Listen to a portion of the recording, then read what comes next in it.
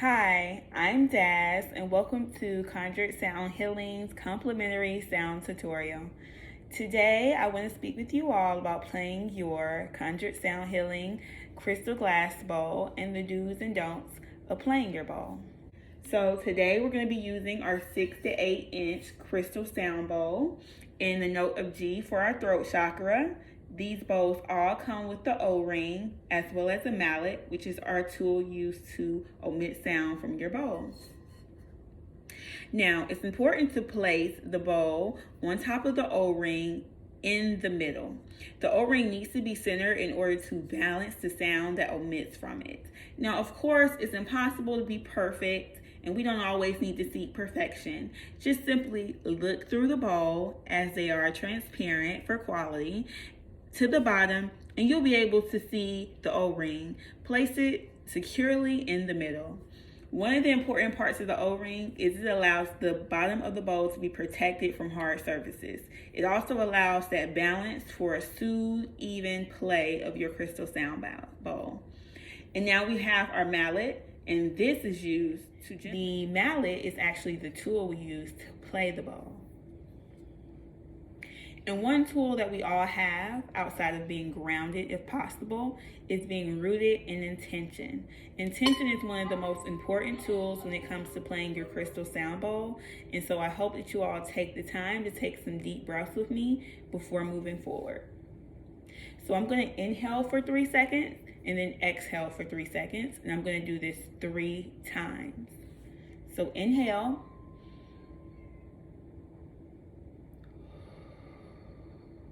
Exhale.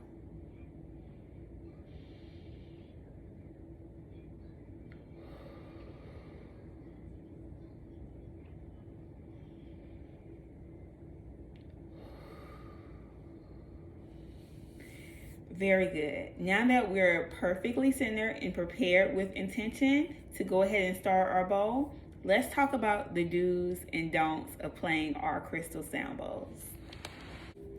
Now we're going to talk about the do's and don'ts of playing our sound bowl. Rule number 1 is do tap.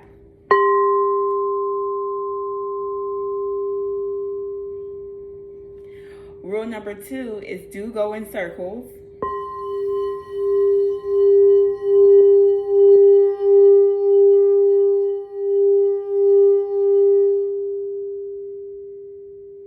Rule number 3 is do use your intention. And rule number 4 is do not bang. So let's talk about what each of these rules really mean. Rule number 1, do tap. Tapping is one of the most fundamental parts of playing your Conjured Sound Healing bowl. And what that means is the more you tap with intention, the better the sound that omits from the bowl. Let's try it.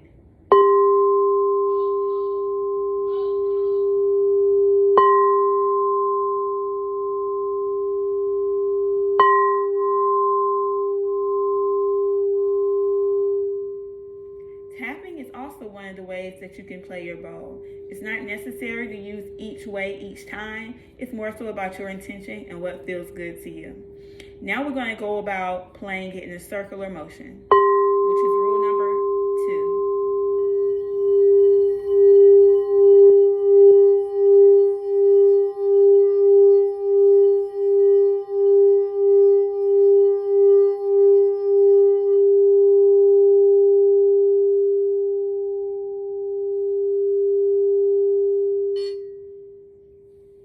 Playing your bowl in a circular motion helps not only to pick up the speed, but it also builds a frequency and it helps to omit the sound further.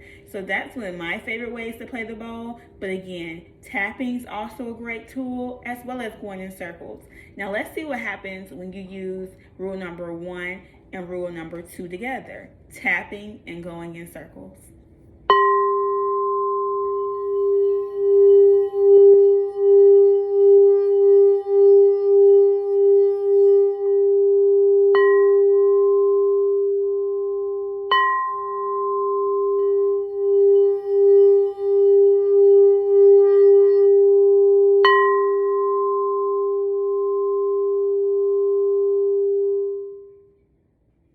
as you can see, when you take a tap and you also pair it with a circle, it does the exact same thing, but most importantly, you're getting the best of both worlds. Now that we've gone over rule number 2, we're going to go to rule number 3. The third rule is do use intention. One of the most important tools to meditation as well as manifestation is intention. I always talk about intention. I really love being able to see the things that I speak, focus on, and envision come true. This is a great tool for doing that type of work. You have nothing but time, nothing but energy that can place itself into building a picture in your mind. So while you're playing the bowl, whatever specific chakra your bowl is for, really focus on how you can use that chakra's energy to better pull manifestations towards you. So I'm going to play again using rule 3, add some intention, and I want you to see how that intention plus rule number 1 and 2 of going in circles while tapping can really build an experience.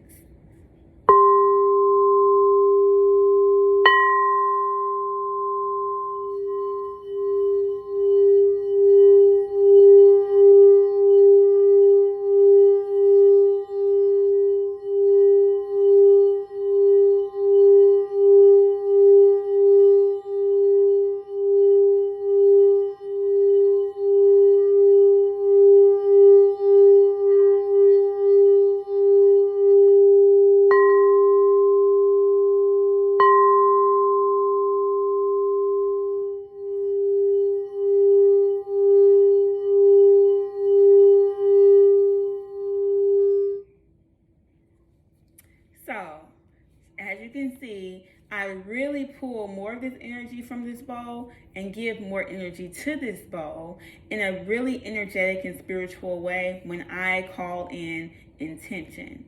So we have rule number 1, which is tapping, rule number 2, which is go in circles, rule number 3, which is intention, and now rule number 4, the number 4 rule is do not bang. While this is a pretty sturdy instrument, and while we do source all the materials for making this instrument to make sure that we can ensure your quality, we cannot ensure damages that have been taken onto these if they're banged. And that's because it's glass, and unfortunately it does not ever take the amount of force you use to break this to play this. So please refrain from banging, because number 1, this is an important investment, and number 2, it does not add to the intention of playing your bowl.